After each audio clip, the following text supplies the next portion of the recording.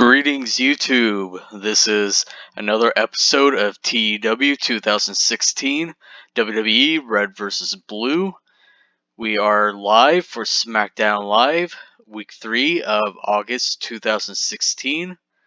And Smackdown Live is being held in front of 10,358 people at the Colonial Life Arena in South Carolina. We opened the show with a singles match and a bout that had decent wrestling but didn't have much heat. AJ Styles defeated Luke Gallows in 11-17 when Luke Gallows was disqualified when Carl Anderson ran in and attacked AJ Styles. Carl Anderson did some good work at ringside. Luke Gallows had an in-ring performance of 45. AJ had an in-ring performance of 73. The match got a 68 C+ rating. No worker improvements. So after the match, both Gallows and Anderson double team AJ, laying him out with a magic killer and standing tall over AJ. Just a couple segments to build up to their handicap match at SummerSlam, and it got a 65C rating. No worker improvements. Next segment, in a bout that had terrible wrestling and non-existent crowd heat, Paige defeated NXT wrestler Taylor Made and 721 by pinfall with a rampage. Taylor Made had an in-ring performance of 12. Paige had an in-ring performance of 53. No worker improvements. The match got a 40 D- rating. It was basically just a showcase match for Paige. Just get a win and gain a little bit of momentum. Next segment, Sami Zayn is backstage getting ready for his match later against Kane when Kevin Owens comes into his locker room and Sami, kind of got a confused look on his face. He's like, what are you doing here, Kevin? And Kevin's like, Sami, I'm not here to fight. You don't have to, you can drop your guard just a little bit. I just want to come and, try to talk some sense into you because I don't think you should be getting in the ring with Brock Lesnar at SummerSlam. And Sami's like, why is that? Why do you think I should not get in the ring with Brock Lesnar? Kevin's like, you've seen Brock. He's a beast. He's an animal. He's like, he's on a different plane than most of us. And I just don't think it's good for you to be getting in the ring with someone like him. And so he's like, okay, so you don't think I can hang with Brock Lesnar, right? You think just because Brock Lesnar is this undefeatable, unbeatable beast that, little Sami Zayn don't stand a chance against Brock, am I right? And Kevin's like, no, you definitely have a chance with Brock Lesnar, He's only like the man that ended the Undertaker's streak at WrestleMania. He decimated John Cena at SummerSlam. Hey, you definitely have a chance. No reason for me to be alarmed. And Sam's like, why do you even care? You've made my life miserable since you came to the WWE. So why do you care? Kevin's like, just because like I beat you up a few times doesn't mean like I have, I'm a human too. I have feelings. We have a history. I just beat you up every now and then. Brock will tear you limb from limb. And just Kevin, just kind of, showing concern, but in his own like offhanded, kind of, aloof way. And Sami is just like, Kevin, I'm a grown man. I can make this decision on my own. I'm going to face Brock Lesnar and I'm going to beat Brock Lesnar. And, you can sit and watch, but you can tell me that I'm not going to beat him all you want, but at the end of the day, it's my call. And I believe I can beat Brock Lesnar. And Kevin's like, alright, well, man, it's your funeral. I tried to do my civil duty as your longtime friend, but hey, if you have a death wish, then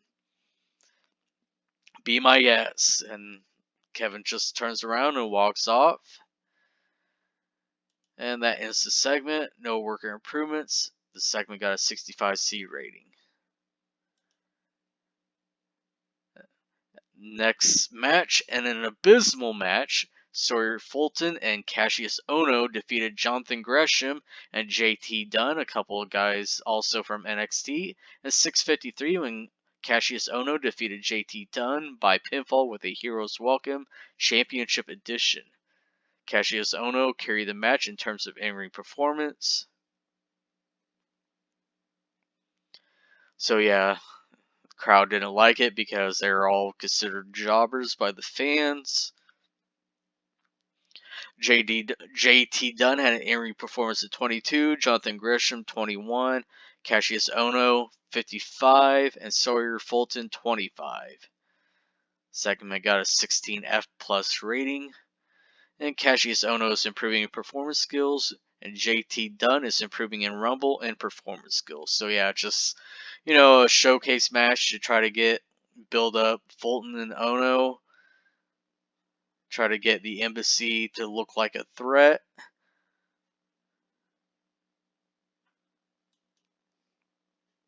Moving right along, in a decent match, Sami Zayn defeated Kane in 12:28 by pinfall with a haluva kick. Kane sustained a dislocated toe. Sami Zayn had an in-ring performance at 67. Kane had an in-ring performance at 55. No worker improvements. The match got a 61C rating. So yeah, just basically the build here is Sami Zayn defeating, some of the monsters, the bigger guys in the WWE. If you remember last week on Smackdown, he defeated Mark Henry, and now this week Kane, just to try to, get, the storyline of, Sami Zayn can stand up to some of these, monsters of the WWE, so, he might actually have a chance with Brock Lesnar. Who knows? He might pull off the win. Next segment. Yes, thank you, Taxman. Next segment is a backstage interview. Renee Young is with Dean Ambrose and Roman Reigns, and they are hyping up the main event tonight, which will pit Dean Ambrose and Roman Reigns taking on Cody Rhodes and Damian Sandow. So yes, a Team Rhodes Scholar reunion in the main event. And Renee inquires about how, the Forgotten has gotten the upper hand on both of them numerous times over the last few weeks, and, what are they going to do to stop it? And Dean's like, hey, they have the numbers game. They outnumber us 5-2. We've been knocked down before. We'll be knocked down again. But here we are. We're still standing. I'm still the WWE champion. He's still the big dog. And we'll go out there and kick ass. And hey, we might get beat down again. We might not. But at the end of the day, we're going to get back up and we're going to live to fight another day. And then come SummerSlam, me and Roman, we're going to go out there, whether Seth's going to, be there with us or not, it doesn't matter. Me and Roman, we're brothers. We're going to stick together and we're going to beat this group of ragtag misfits and rid the WWE of them, and we can continue on, treating them like they're not important, because frankly, they aren't important. That's why they have to have the numbers game, 5 guys to take out a couple of us, each week, because, they're not good enough. That's why they couldn't cut the mustard in the WWE. Now they came back, and we're going to rid the WWE of them once and for all come SummerSlam. But tonight is all about finally getting their hands on at least a couple of them for the first time in in-ring competition. So the interview got a 65C rating, no worker improvements. Next segment, and about that good wrestling and a decent reaction from the crowd. Bray Wyatt defeated Kofi Kingston in 15:46 by pinfall with a Sister Abigail. and actually was supposed to have a different finish added on, but the way I had it booked, Kofi and Bray are fighting, and Xavier Woods comes out, and he tries to help Kofi, but accidentally hits Kofi with Francesca, which allows Bray to pick up the win. Because if you remember right, Kofi had a match with Alberto Del Rio, and Cassius Ohno came in and attacked Del Rio, allowing Kofi to get the win. So basically, the story here is that the New Day, through Xavier Woods, is trying to do the same thing for Kofi, just to try to, get him to see, hey, we're brothers, we're best friends, and, you should stay with us in the New Day and not go with the embassy. Even though, Cassius Ohno helped Kofi win last week, they're going to do it for him this week, but it backfired, which allowed Bray to pick up the win. Kofi had an in-ring performance of 68. Bray Wyatt had an in-ring performance of 74. No worker improvements. Match got a 75 B- rating, so not too bad. And then the next segment, Kofi and Xavier Woods starts arguing. Kofi obviously upset that Woods interfered in the match and cost him the match, and wanted to know why he did it. And Woods is pleading his case, saying, he meant to, help you.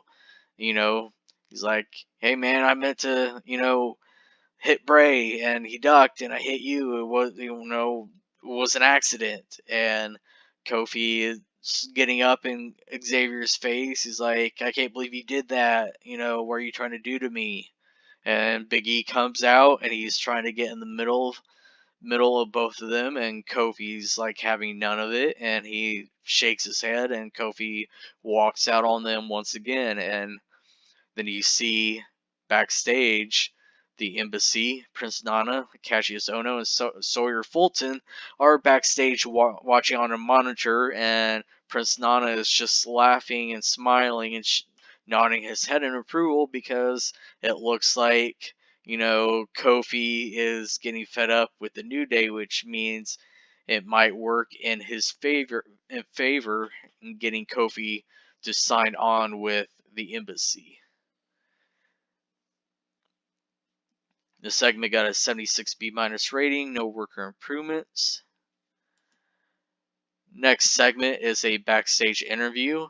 Renee Young is backstage with The Miz and Maurice, and they're hyping up the upcoming Intercontinental Championship match between The Miz defending against Dolph Ziggler, who is returning from injury.